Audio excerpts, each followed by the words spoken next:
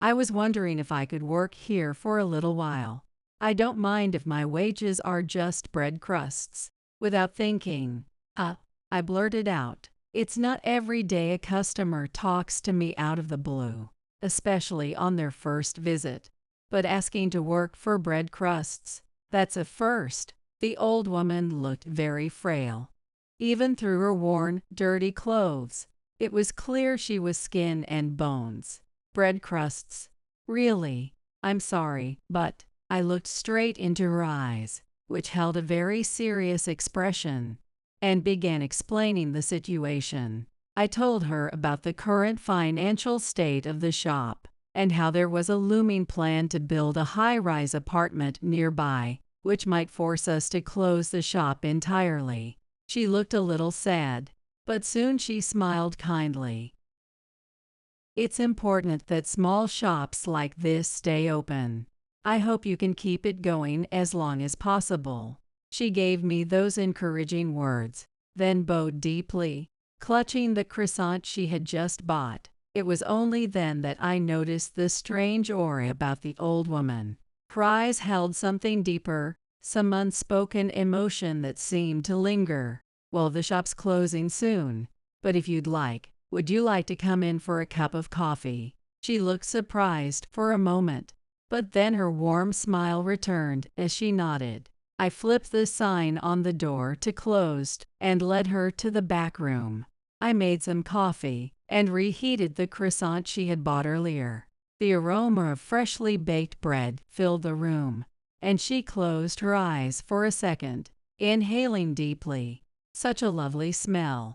It warms the heart, she said with a smile. My name is Rosie. Rosie took a slow, deliberate bite of the croissant. She wasn't eating because she was hungry. It was as if she was savoring every bite, studying the taste carefully. It made me feel a bit awkward, so I looked away.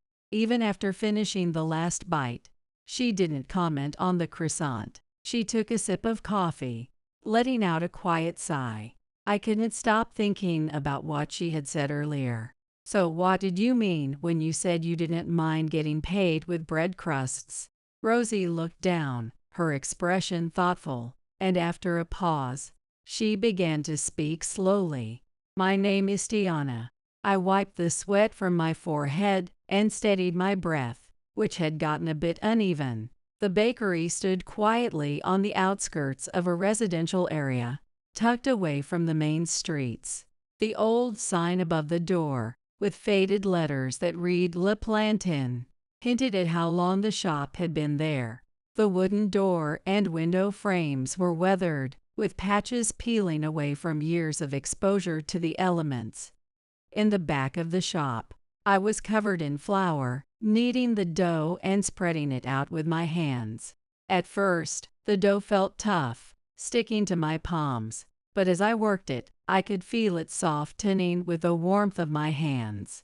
The faint smell of yeast mixed with the sweet aroma of freshly baked bread filled the dimly lit shop. When I closed my eyes, memories from my childhood would surface. When was it again? The memory of making bread with my mom, Cyndy, who's no longer with me. Tiana, making bread is all about love. Her gentle voice echoed in my mind, like an old black and white movie. She would hold my tiny hands and guide me through the process of kneading the dough. She taught me how to gently press the dough, folding it over and over to let the air in. Like this. See, you need to let the air in. That's how you get soft, fluffy bread. Why does bread need love? At that time, I tilted my head in confusion. Cyndy, with a smile yet serious expression, said to me, love-filled bread can make people happy. Don't you notice how everyone who buys our bread looks so cheerful when they leave? Looking back now, I feel a little envious of her words from that day. The memories glow faintly, continuing to live in my heart. My dad, Arnold, and Mom had been battling illness for several years. It's been 2 years since they both passed away, almost at the same time. There was no way I could let go of the bakery they built. I chose to carry on my parents' legacy and keep the shop running. Originally, I worked an office job in a small town, but I quit to move back home and take care of my parents. Arnold hated hospitals, and his condition worsened so quickly that he passed away soon after. After his death, Mom became so worn down that watching her was painful for me. Before she passed, she would often reminisce, saying, "Those were the happy days back then." She cried many times while remembering the past. It was hard for me to see her, who I always thought was strong and kind, breaking down in front of me, but I forced myself to keep smiling around her. Those were the happy days. I wondered which time in her life she was seeing in those distant eyes of hers. "This is delicious. The bread you made is so good, Tiana." As a child, I would wake up early on weekends to knead bread with her, just to see the joy on Mom's face. That routine of waking up early continued throughout elementary, middle, and high school. I didn't mind helping out at the shop, because it was my way of spending time with my parents, who were always working. But now, being alone, the morning preparations are exhausting for me. I ask myself why I decided to reopen the bakery in the first place. When my parents first fell ill, the shop closed for a time. A few years after they passed away, I did a simple renovation and reopened the bakery. The longtime regular customers were thrilled, but the bread I bake is just the same old-fashioned kind my parents taught me to make. Though I graduated from culinary school and have a license, I knew how hard running a business was, so I chose to work at a regular company, leaving a gap in my bakery experience. Recently, more stylish bakeries have been opening near the station. I've visited them several times to check out the competition, and they're trendy, with bright, modern interiors designed for younger customers. The bread is trendy too, crafted to be Instagram-worthy. In terms of appeal, I couldn't compete. On top of competing for customers, rising ingredient costs were making it hard to keep the bakery afloat. I have to work harder, and even harder. I muttered to myself, kneading the dough.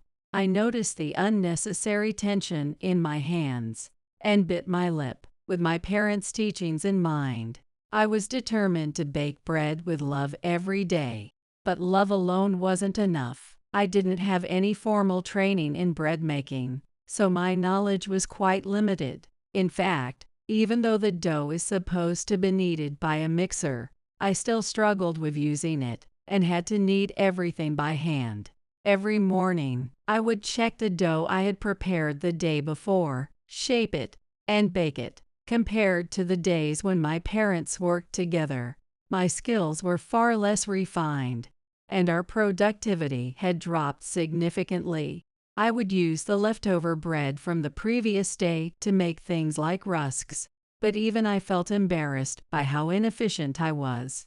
Around 8 a.m., as the bread came out of the oven, I started arranging it on display. Even the way I displayed the bread didn't seem to have any sense of style. I couldn't help but feel that my shop looked plain compared to others in the area. Every day, I wrestled with how to set up the display. Then the doorbell chimed. "The sign doesn't even say we're open yet," I thought, as I turned around. It was Nicola, my childhood friend. She was a little taller than me, looking down at me with that cold gaze of hers. Nicola, the daughter of the local landowner, had always been someone everyone respected or feared, ever since our school days. When we were younger, she used to come to the store with her kind dad, always holding his hand, buying bread together. But now, Nicola, who I hadn't seen in a long time, glanced at the bread in the shop while crossing her arms and smiling at me. I paused my display work, feeling frozen in place. She had always been so unpredictable, and honestly, I was never comfortable around her. She wore a sleek, expensive suit that didn't quite fit the humble atmosphere of my shop, with a famous designer handbag slung over her shoulder. "Long time no see, Tiana," she said with a cold smile. There was something unsettling behind that smile, as if she had some hidden agenda. I tried to stay cautious, wondering what she could want. But before I could say anything, Nicola spoke up. "Actually, my dad is planning to turn this whole area into luxury condos. Of course, your shop is included in the plan." Luxury condos? In this residential neighborhood? Yes, the houses around here are old, and the residents are elderly. Many of them are looking to sell their land, so we thought it would be better to tear everything down and redevelop the area. As she spoke, Nicola picked up one of the wrapped sandwiches nearby. She examined it for a moment, then put it back, as if deep in thought. "Tiana, to be honest, I don't think your store can survive much longer. Not with prices and quality like this." Her words were filled with blatant disdain. "Why would you say something like that?" "Because, who really cares about your bread? My dad's condo project is far more exciting. It's going to attract all the wealthy people to this area." Nicola laughed, a sound that sent a shiver through me. I wanted to respond, but why? Why did the bread I put so much love into suddenly feel so worthless? As I stood there, quietly stewing in my frustration, Nicola slowly walked closer, clearly enjoying the effect her words were having on me. She cast a cold glance at the unarranged bread I had on the counter, then laughed under her breath. "Who would want to eat bread kneaded by such dirty hands? Maybe only poor people buy from you." I bit my lip and stayed silent, my rough hands trembling slightly. Seeing this, she continued speaking, her tone almost playful. "But don't worry. If my dad develops this area, your store might survive as part of one of the high-rise apartments. I shouldn't argue now. If I say anything, she will just enjoy mocking me even more." Nicola pulled a thin envelope of documents out of her bag and threw it at me. The papers hit my back and fell to the floor. Nicola placed one foot on the documents, bending her knee as she lowered herself. "These are the papers to sell the land, so sign them quickly. Otherwise, your store will end up looking like an abandoned island with nothing around it." She blew a breath at my bangs, gave a small laugh, then stood up and walked out of the store. I watched her leave and let out a deep sigh. With frustration and anger bubbling up from the depths of my soul, I continued preparing to open the shop. "I'm going to protect this store, no matter what." I clenched my fists tightly, making sure no one could see. But from that point on, sales at the store slowly started to decline. I didn't hear it directly, but it seemed like someone was spreading bad rumors about us. A small bakery has its own charm because it's small. At our store, we pride ourselves on using local ingredients and hand-kneading everything. However, someone spread a rumor that we were using foreign flour and that the bread was factory-made, not handmade. It wasn't true, but the number of customers kept dwindling while the leftover bread on the shelves piled up more and more. As the sun began to set, silence fell outside the shop. No matter how few customers came, I decided to keep making bread with all my heart. Surely, someday, people would understand. Someday. But when? I muttered to myself, staring at the unsold savory bread, trying desperately to hold back the tears rising up. Just then, the bell on the door softly rang. An elderly woman entered the store, silhouetted by the setting sun. Her body was frail, even through her clothes. I could tell she had lost weight.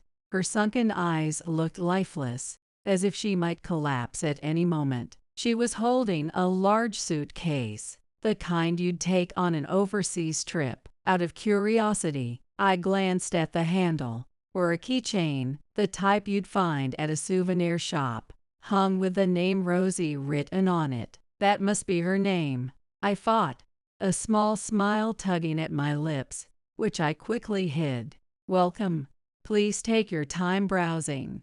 Rosie nodded slightly at me, her eyes studying my face for a moment. Then she looked down, as if deep in thought, before slowly glancing around the shop. Eventually, her gaze settled on the croissants, her eyes narrowing slightly. Could I have one of these?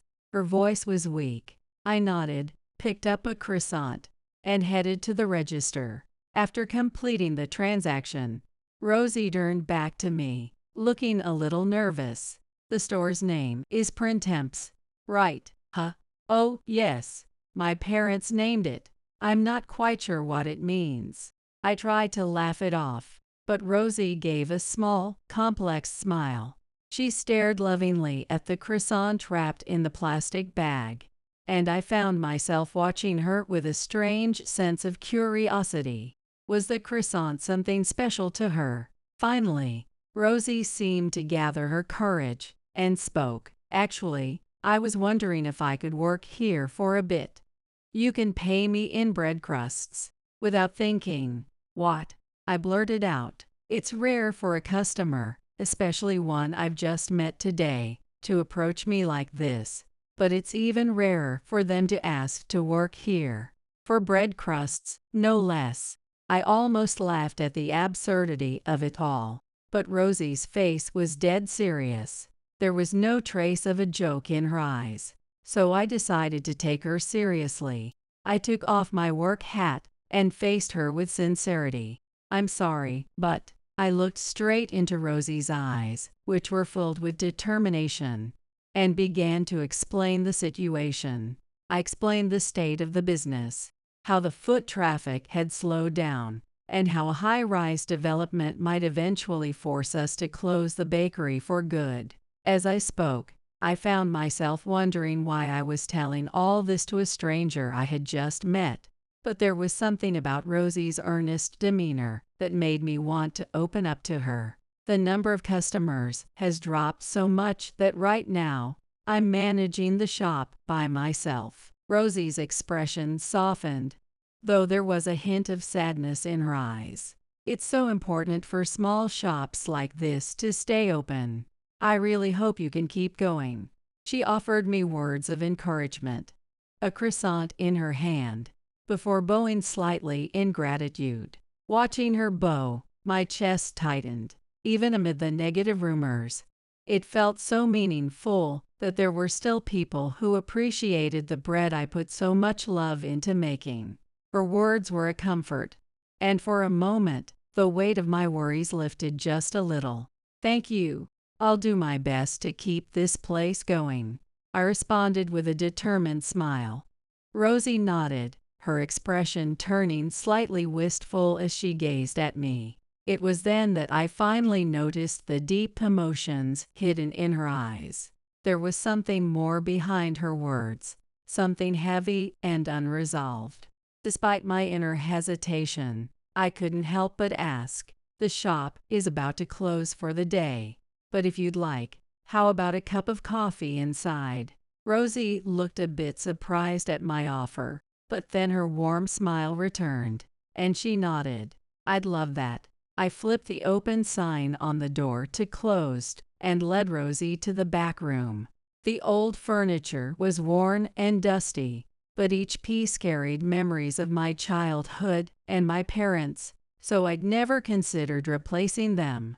I brewed a pot of coffee and reheated the croissant she had bought. The rich smell of the freshly baked pastry filled the room, and Rosie smiled contentedly at the aroma. It smells wonderful.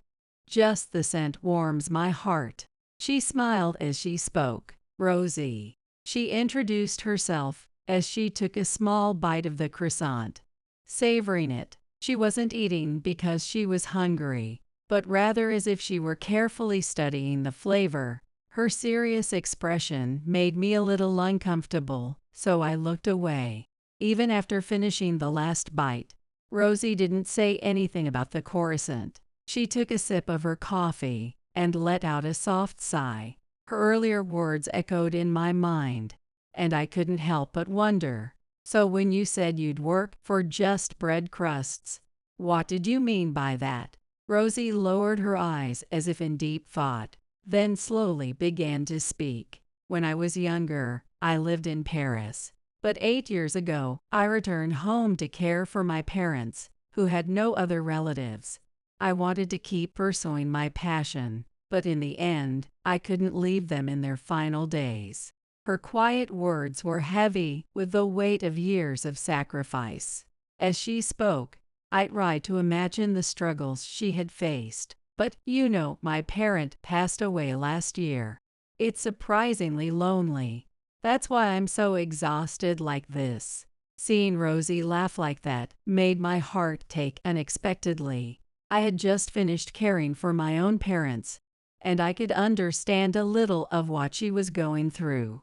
As I listened to her story, I found myself talking about my own parents and how the bakery was struggling lately. I've been having a really hard time too.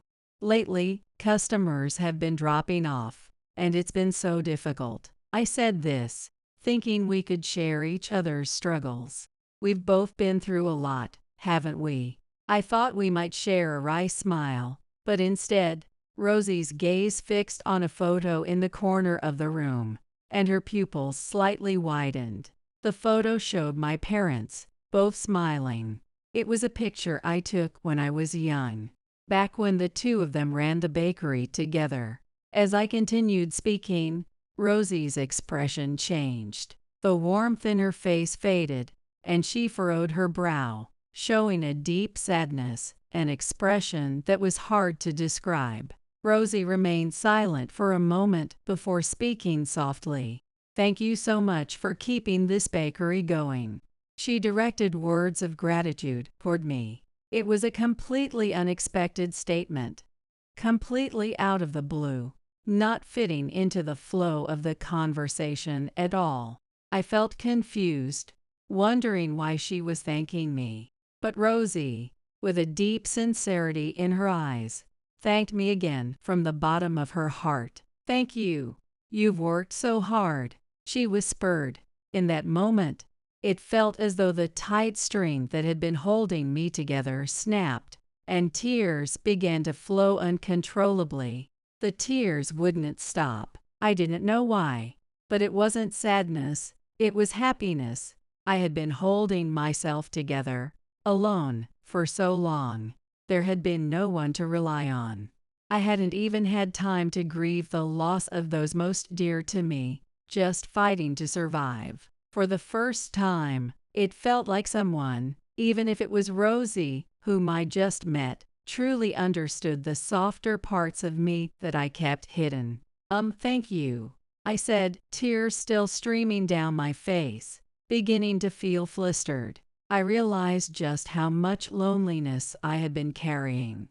Rosie's words brought something important back to the surface for me. After that, I opened up about how tough things had been with the bakery. Rosie quietly listened, trying to understand my pain.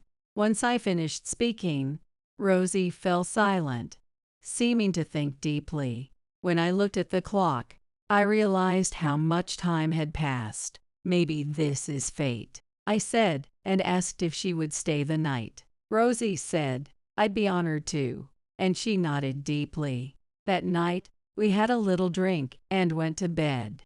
I was a bit excited, maybe because it felt so good to finally open up and share my feelings with someone. As I lay in bed, I started remembering the old days. There was always the smell of bread. When I would get up and head to the workshop, there would be Mom and Dad, kneading dough. "Good morning," Mom would say with a smile, though her face was blurry, perhaps because it was such a distant memory. I remember a ladybug on her white apron. In the black and white memory, the red and black spots stood out strangely vividly. I tried to gently catch the bug with my fingers, thinking it wasn't good to have insects in a place where food was made. But she softly grabbed my hand and smiled. "Let's go outside together." She led me outside. She lightly brushed her apron, and the ladybug opened its small wings and flew away. Its flight was clumsy. She gazed peacefully at the path of the ladybug.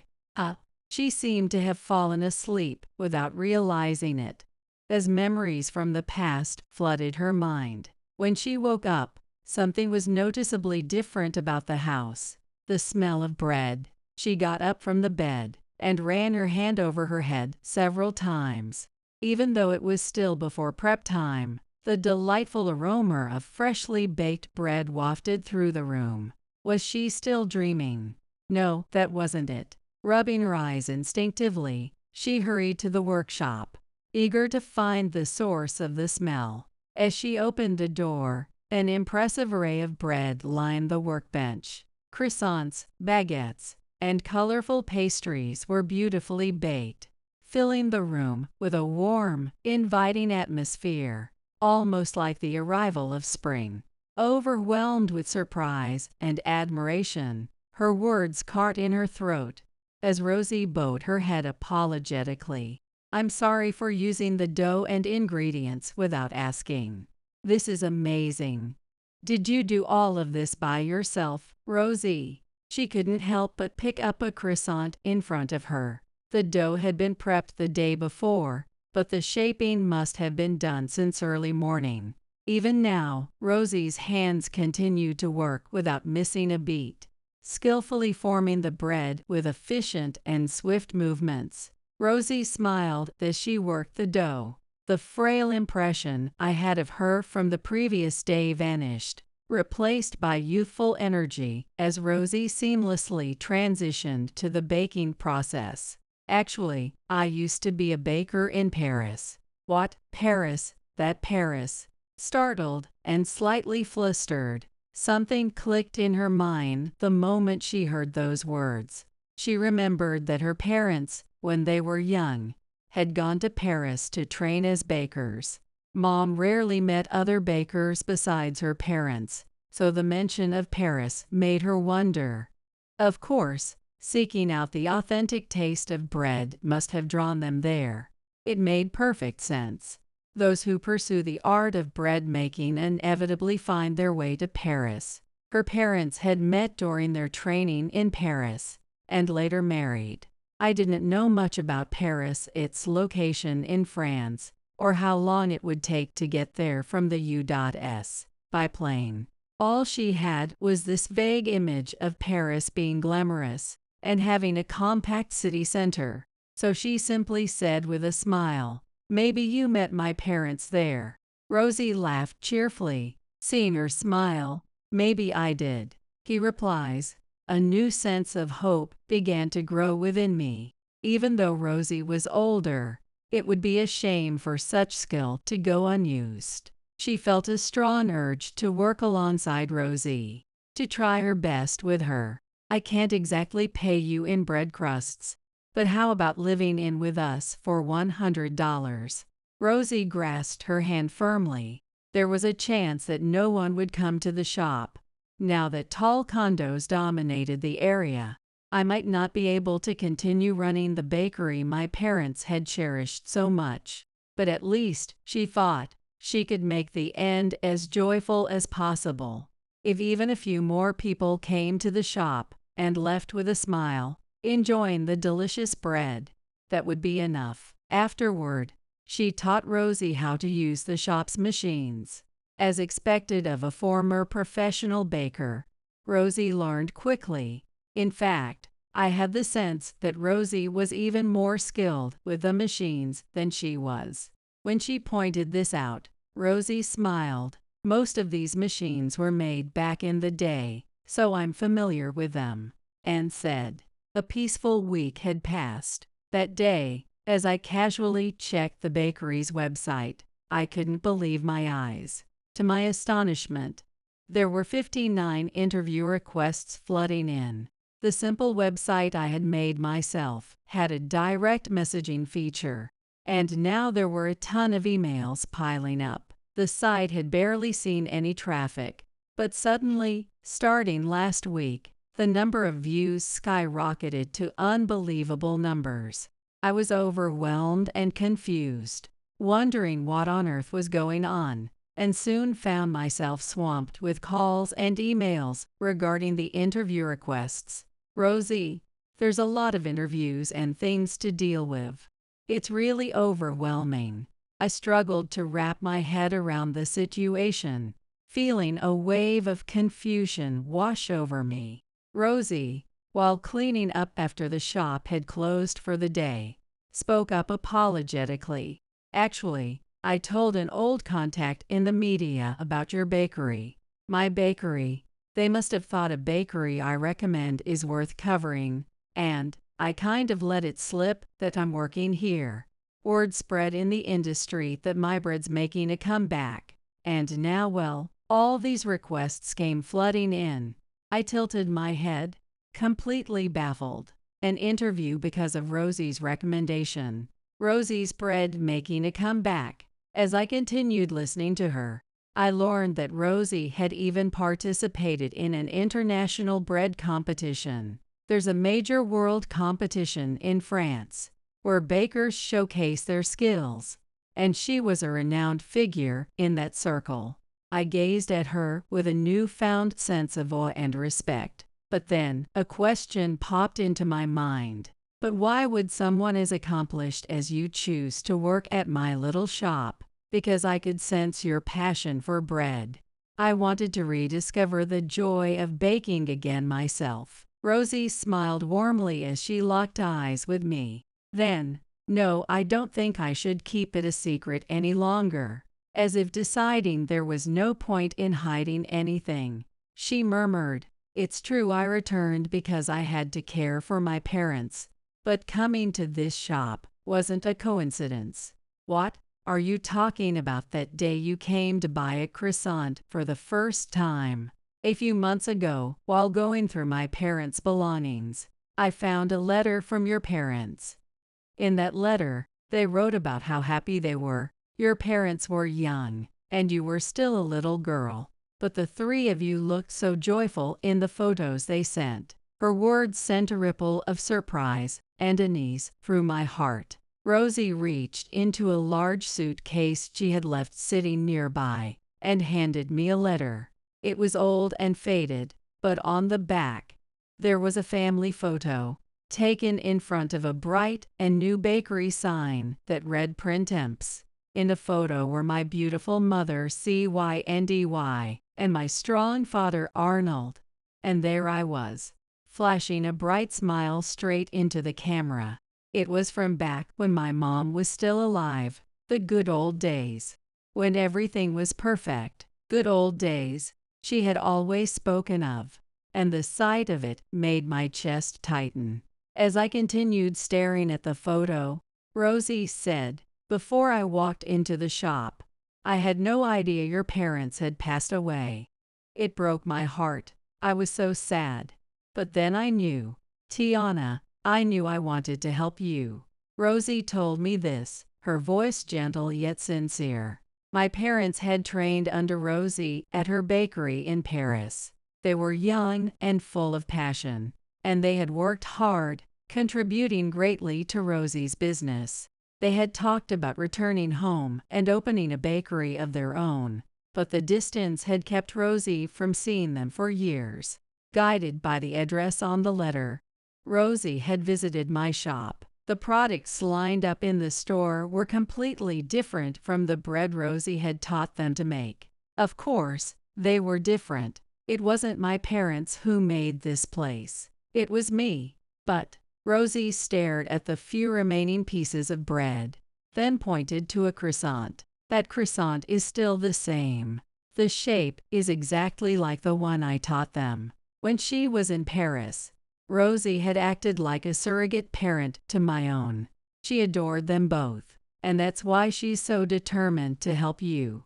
Rosie's words warmed my heart, filling me with a sense of gratitude. I finally understood why this shop was named Printemps.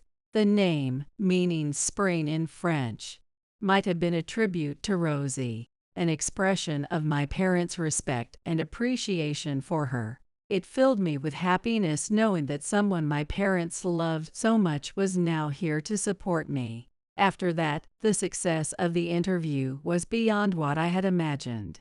Due to her age, Rosie let me handle most of the interviews. I would explain the store's concept, introduce our best-selling items, and speak about the most important thing, love. I put my heart into every piece of bread I make. I want everyone who eats it to feel happiness. Once the interviews were broadcasted on television and featured in magazines, the store became so popular that lines stretched out the door. The shop was always full of life, and every day, surrounded by smiling customers. I worked side by side with Rosie making bread. Watching the long lines, I couldn't help but turn to Rosie and say, "We're busy every day, and sales are incredible. Our profits are soaring, and it's all thanks to you, Rosie." Rosie smiled kindly. "Don't misunderstand. It's because of your passion, combined with my experience, that we got here. Neither of us could have made it this far alone." The shop stayed busy from morning to evening. We were so swamped that we hardly had time to take breaks. But seeing our bread selling out one after another, I never felt tired. I was having too much fun. By evening, nearly everything had sold out, and the shop began to calm down. The crowd outside started to thin when Nicola walked in with her father, Huey, by her side. Nicola's eyes widened in surprise as she took in the shop's busy atmosphere. Almost all the bread was gone, and the only line left was for tomorrow's pre-orders. So many customers. Nicola, seemingly in shock, whispered as she stared at the scene, her mouth hanging open. "Welcome, I'm so sorry, but we've nearly sold out." Before Nicola, who was still standing there in disbelief, Huey stepped forward, holding a stack of documents. He turned to me with a serious expression. With a heavy voice, "About that matter we discussed," he said. A wave of anxiety spread through me, and I instinctively glanced at Rosie standing beside me. Were they about to take the land away? Just then, Huey pushed Nicola's head down as if forcing her to apologize, and he started apologizing to me himself. What on earth was happening? I thought, feeling a bit perplexed. Huey then began explaining everything. Apparently, the high-rise apartment project she had been talking about was a lie. It seems she had concocted the story as part of a scheme to harass me and force me to sell the shop. Huey apologized over and over again, but Nicola refused to meet my eyes. I had gone past anger and was just left feeling exasperated. Eventually, even Huey noticed my demeanor and urged me to apologize. Nicola, lifting her head, had a twisted expression on her face. Was it embarrassment? She looked away. Back then, this place was on the brink of going under. So how could you? She would probably never understand. She would never understand the way I wanted to protect this store, the one someone precious left for me. Maybe at that moment, I looked at her with pity in my eyes. When our eyes met, her face contorted even more. What? This popularity is only temporary. People will get bored, and things will go back to how they were before. She screamed, her voice filled with frustration. At that moment, Huey's expression shifted to one of sternness. "Nicola, that's enough. Do you even realize how disrespectful you're being to her?" he scolded. Nicola, looking up at Huey in shock, tears began to fill her eyes. "Dad, He was so angry, it seemed like he was about to raise his hand to her in fury. But before anything could escalate, Rosie stepped forward, rubbing her aching back as she moved between them, and gave Nicola a gentle smile. Is hurting others for your own desires really what makes you happy? What are you talking about? Of course not. It's just that do you even understand how much effort Tiana has put into keeping this place going? Do you know how many people she's made happy with her work? Have you ever done that for anyone else? She stood there silently for a while, but soon her face hardened. Her expression filled with pain as tears rolled down her cheeks. I just couldn't stand seeing Tiana succeed. I never got any recognition. I was always in the shadows. People only saw me as some spoiled rich girl. That's your problem, not hers. If you think stepping on someone else's hard work is going to solve anything, you're dead wrong. Rosie remained unfazed by her tears and fired back. At that moment, Aita turned back to me and, lowering his head slightly, said, "It's my fault for spoiling her. I should have made her struggle sooner. Nicola, I'm cutting ties with you. Leave the house immediately." Nicola, startled by his harsh words, burst into even more tears. She collapsed to her knees. No, no, no, I won't leave. I don't want to." But Huey, grabbing her arm, dragged her out of the shop as she screamed and fought back. As I watched her being forcibly taken away, I couldn't help but feel relieved. Rosie gently stroked my head. Since I'm a little taller than her, she had to stretch up, straining a bit, but she did her best, reaching up to pat my head with all her strength. "You're amazing, truly amazing. You've worked so hard. Really, you've done such a great job, even with other customers in the shop." Rosie's voice trembled as she said this to me, her eyes filled with tears. I felt embarrassed, and all I could do was look down in silence. A few months passed after that. The bakery, Printemps, had firmly established its place in the community.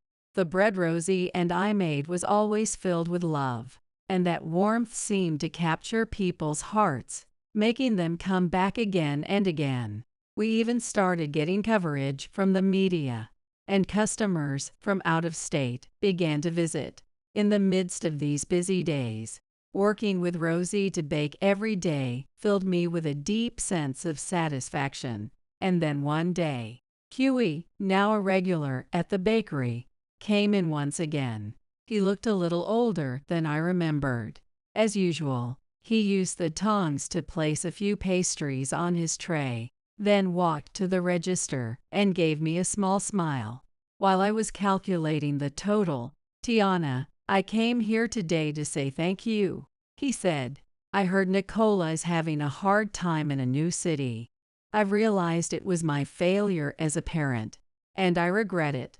But through your bakery, I believe she learned some important lessons."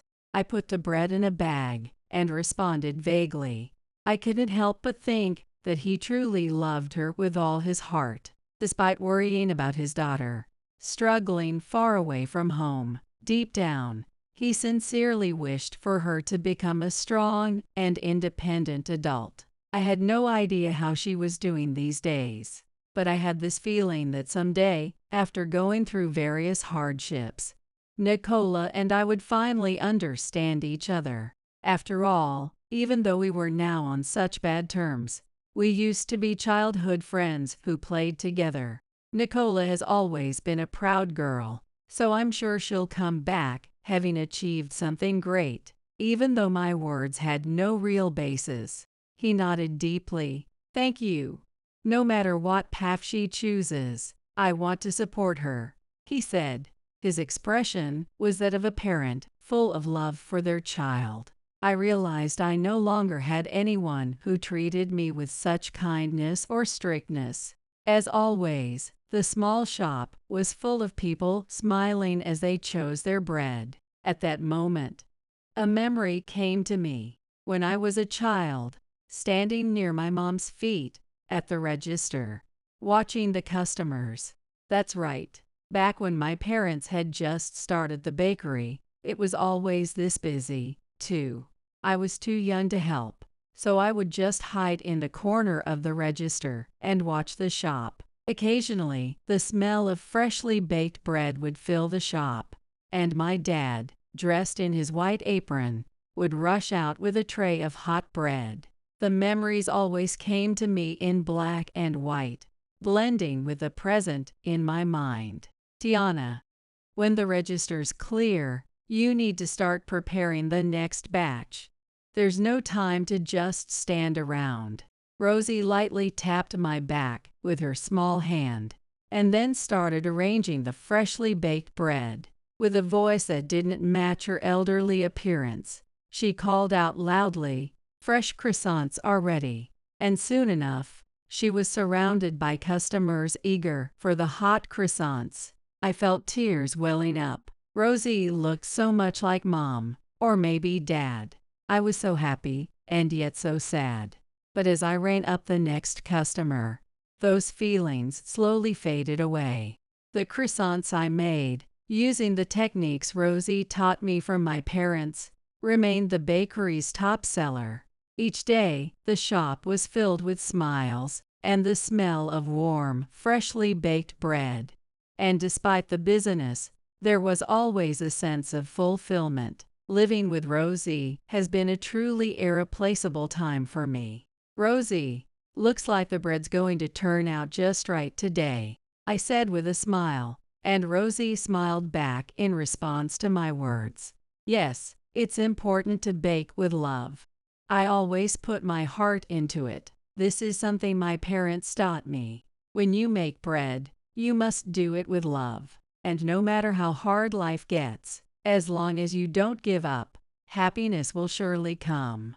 This lesson was passed from Rosie to my parents, and now it's been passed on to me. "Tiana, your waist," Rosie said, directing my attention to my waist. A small ladybug had attached itself to my clothes, and as I noticed it, it spread its wings and flew away.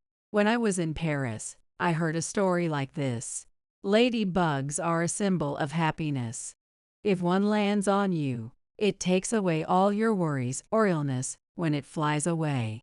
So, Tiana, did your worries fly away with it? I looked at Rosie and placed my hand on my chest, smiling.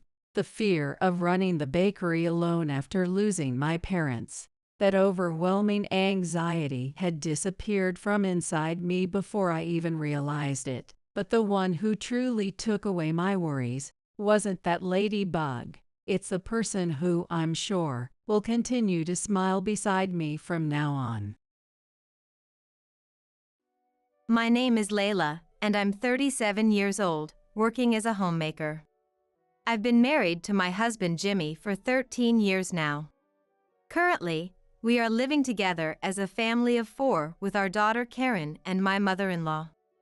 A few years ago, after my father-in-law passed away, we started living with my mother-in-law at her place. Living with mother-in-law in her home was anything but peaceful. Suddenly, after we moved in, she began to harass me. "Is dinner ready?" "Oh, yes. It will be done shortly." "How long are you planning to make everyone wait?" While I was cooking, mother-in-law came into the kitchen and started tasting the food. "Layla, this pot roast has no flavor. It's awful." "Oh, really? I thought I had seasoned it well. How could you taste it and still have it turn out like this? You are really bad at cooking." Jimmy and Karen must feel so pitiful with this food. "I'm sorry. Jimmy must be having a hard time with such a useless wife. Hurry up and set the table." She complained constantly but never helped with preparing dinner. Mother-in-law didn't just push cooking onto me. She left all household chores to me and just lazed around the house during the day. "Dinner's ready, everyone."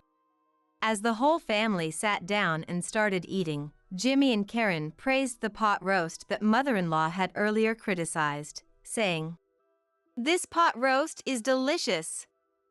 "Yeah, Mom, it's tasty." Then mother-in-law said, "Yes, indeed. The seasoning is just right."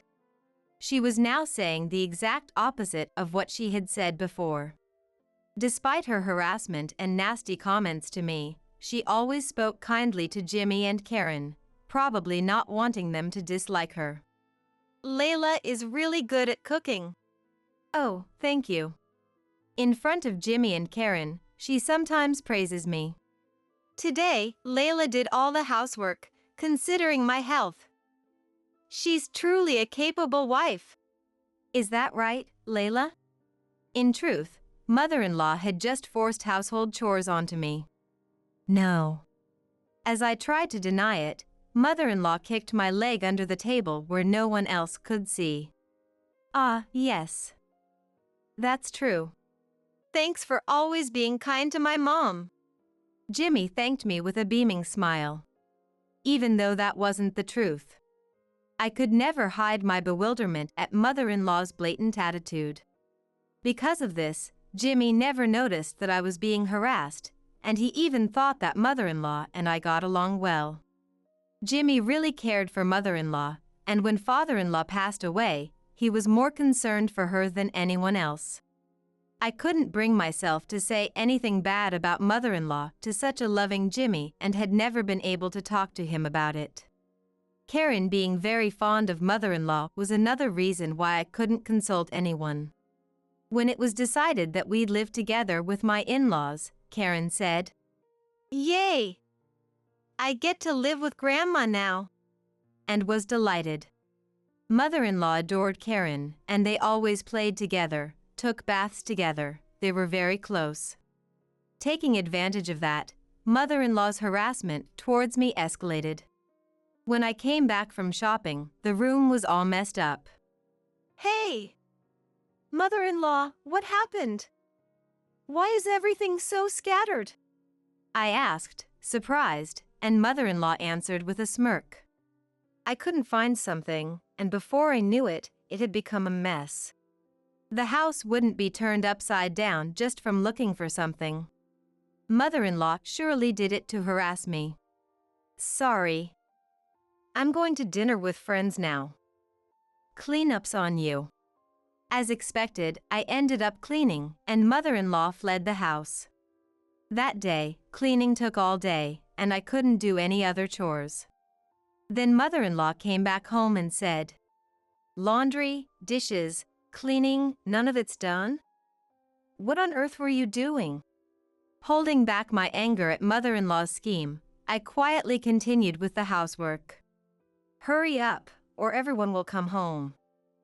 If Jimmy realizes what an incapable wife you are, he'll surely divorce you. Mother-in-law never helped with the chores and constantly nagged and rushed me. I was getting more and more frantic as dinner was nowhere near ready. In the end, dinner was late. What? Dinner's not ready yet? I'm sorry. It'll be ready soon. Just wait a bit longer. Jimmy asked, looking concerned. Are you feeling ill? No, it's not that, but... I thought about explaining why dinner was late, but when I glanced at mother-in-law, she was glaring as if to say, "Don't you dare. Today has been a bit hectic." Oh, I see. I'm sorry. No, it's totally fine. Mother-in-law seemed to be trying to portray me as an incapable wife who's hindered by her, hoping Jimmy would get fed up and divorce me. But Jimmy is so kind that instead of blaming me, he was even worried about me. Mother-in-law didn't find this amusing, and her daily harassment towards me only escalated. Lately, it's not just about the harassment towards me, she started interfering with Karen's affairs. You two seem to be trying to get Karen into a private middle school. Yes, we are. Is there a problem with that? It's cruel to make her study late every night for exams. Stop it right now. Well, we're not going to stop just because you said so. Karen herself has expressed a desire to go to a private middle school. We are not forcing her to study and go against her will. Kids should just play and have fun. There's no need to force them to study now. But working hard now will open up more options for her future, and Karen wants this. You're not doing it for Karen, you're forcing it on her, aren't you? That's not true. Lately, as Karen has been studying at night and attending tutoring, our time together has decreased, and mother-in-law seemed displeased. Just give up on the middle school exams. It's a waste of time. I couldn't hold back my anger at this comment. I was furious at mother-in-law for disrespecting Karen's feelings and only saying selfish things. Isn't it normal to support Karen when she wants to do this? What? How dare you talk back? Mother-in-law was quite surprised as I had never talked back before. Karen's exams have nothing to do with you, mother-in-law. What do you mean, nothing to do? I'm her grandmother. Feeling like arguing would get us nowhere, I left saying, Enough of this. I'm going to pick up Karen. Mother-in-law continued to harass me in front of Jimmy and Karen, seemingly unable to let go of me talking back. Today's dinner looks plain? Is this all we have? I guess she must have been furious with me. You can't even think about feeding a growing child? I'm sorry. Finally, Jimmy couldn't just listen in silence and snapped at mother-in-law. Come on, Mom. Don't complain about the meal that Layla made. His anger ignited. Jimmy had mother-in-law flustered. She quickly backpedaled. Oh, I'm sorry. That's not what I meant to say. Not wanting to start another fight, I brushed it off with, It's fine. After dinner, while I was washing dishes, mother-in-law came over and muttered, Remember this, and went back to her room. From then on, every day was filled with fear, wondering what she might do next. Then, one day. It was the day of Karen's acceptance announcement. We headed to the venue, all nerves. When we checked the bulletin board, Karen's number was clearly written there. You did it, Karen. Awesome. You got accepted. Yay! We were all overjoyed. Karen had been studying without a break for months. Thanks to her efforts, she had passed the middle school exams. We have to celebrate today. Yes. Karen, what would you like to eat? Steak. Steak was Karen's absolute favorite. Should we order delivery today? Hooray! On my way home, I called the steakhouse and ordered a luxury steak for delivery. We also decided to buy a cake, so I made a small detour on my way home, asking my mother-in-law to receive the steak delivery at the house. When I called mother-in-law, she said, Understood. I'll take care of it. Because of various detours, we were completely past lunchtime by the time we got home. I'm starving. I want to eat the steak now. You're right, we're late. The steak should be here, so let's eat plenty. Okay. When we arrived home, we just ran into mother-in-law's friends as they were leaving. They all said in unison, Thanks for the feast, and left, making me wonder what was going on. I had a bad feeling and rushed into the house. The delivered steak was all messed up on the table. Mother-in-law, did you eat this steak? Oh, if it's the delivery steak, I enjoyed it with my friends at a luncheon. You'll pay for it later. What are you doing? When I yelled at mother-in-law, she replied, You were probably planning to order delivery and slack off from housework. I won't allow that. This was to celebrate Karen's success. Success celebration? What success? I had told mother-in-law in advance that today was Karen's exam acceptance announcement. She seemed to have forgotten because she hadn't listened to me. Karen and Jimmy arrived late. Karen had heard our conversation in the corridor and was crying. Grandma's so mean. Karen had been excited to report to Grandma quickly, but to think that she didn't even remember the acceptance announcement day. I thought it was understandable for Karen to cry. Mom, today was Karen's middle school acceptance announcement. How could you forget such an important day? That's awful. Mother-in-law seemed unable to hide her agitation. What, today? Layla, why didn't you tell me earlier? I did tell you. I was too stunned to even feel angry. Karen worked hard and got accepted, so we were going to celebrate by eating her favorite steak. To think you'd eat it with your friends. I can't believe it. No, it wasn't like that. I really didn't know. You didn't know? I called you about the delivery, didn't I? That's Mom, did you eat it on purpose? on purpose, you say. Mother-in-law's face turned paler and paler, and she began to sweat. She was desperately trying to think of an excuse, but seemed to have no words to say. I've suspected this for a while, but you really are harassing Layla, aren't you? It seems Jimmy had a vague idea of what was going on. But since I didn't talk to him about it, he just watched the situation. Suddenly mother-in-law approached Karen and said, I'm sorry. Let's all go to the steakhouse. I'll pay. Karen responded. I hate Grandma. She pushed mother-in-law away and ran to her room.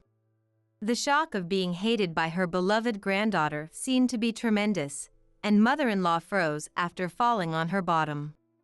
After that, I told Jimmy everything about how mother-in-law had been harassing me. Why didn't you tell me sooner? I couldn't say anything when I thought about you and Karen. I'm sorry for forcing you all this time. You don't have to endure it anymore. Jimmy suggested that we move to make sure I wouldn't be harassed anymore. Since Karen also said she didn't want to live with mother-in-law anymore, we were able to leave the house without worry. Thank you. On moving day, while I was packing, mother-in-law came into the room. Are you really leaving the house? Mother-in-law's face looked like she was about to cry. Yes. You must be glad to be away from me, whom you hate. I don't exactly hate you. Can you please leave? You're in the way of my packing. As I tried to drive mother-in-law out of the room, she suddenly began to plead. Please don't leave. I'll apologize for everything. Please. I can't bear to be apart from Karen. Karen also says she doesn't want to live with you. No matter how much I explained, mother-in-law wouldn't let go, clinging and crying. So I made a proposal. Actually, we're moving to my parents' house. If you really can't bear to be apart from Karen, will you come with us? My father is very stern, with a scary face. I knew mother-in-law knew that, so I said it a bit maliciously, thinking she would never agree, but surprisingly. I understand. That's fine with me. I was stunned that she agreed. It seems mother-in-law wanted to be with Karen that badly. Since she wouldn't harass me in front of my parents, and if she did, I could report it to my father, I agreed to live together. Jimmy said, Sorry, if something happens with my mom coming along, feel free to kick her out. So we all moved to my parents' house, and the cohabitation began. My father seemed dissatisfied with mother-in-law came with us. Of course, he knew how mother-in-law had harassed me and ruined Karen's celebration. He didn't blame her directly, but his silent pressure kept mother-in-law shrinking. She spoke less, seemed downcast. Whenever my mother and I asked for help with housework, she readily complied and worked hard. I couldn't help but laugh at her changed appearance. Life went on without any incidents for a while, but finally, mother-in-law reached her limit and yelled, I'm sick of this house. My father is intimidating, and Karen still can't get through to him. I think Jimmy's attitude toward mother-in-law has become colder because he couldn't endure various things anymore. Karen, let's go home together. Mother-in-law tried to forcibly pull a resistant Karen and leave the house. Mother-in-law, stop it. Can't you see Karen doesn't want to go? It's better to be with me than in this house. At that moment, my father arrived. What are you doing? Knock it off. Frightened by my father's forceful yell, mother-in-law froze in fear. I allowed you to live with us because you said you didn't want to be apart from your granddaughter. But if you try to take Karen against her will, I'll call the police for kidnapping. I didn't mean to that way. Hearing my father's shout, Jimmy also rushed over. Mom, what are you doing? Just leave us, we can't be bothered by you anymore. I'm cutting ties completely.